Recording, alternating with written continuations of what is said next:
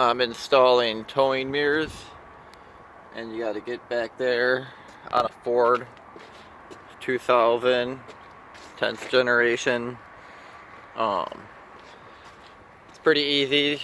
A panel right here that pops off, and then you got to pop this off by your hand, and then there's a screw there that I unscrewed and a screw there that I unscrewed. So then there's a light on the door. When you lift this up,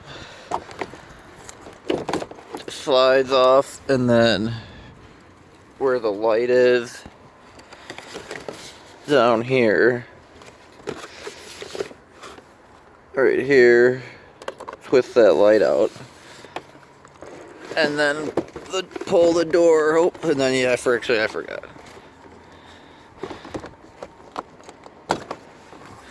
Pop this off, and then undo your connectors.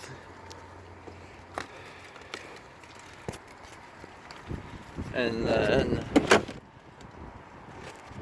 there are your bolts. Unscrew them 3 bolts. There's a wire harness for the wire that you have to unclip. That's behind here, right there. So unclip that for your wire. Undo them 3 bolts.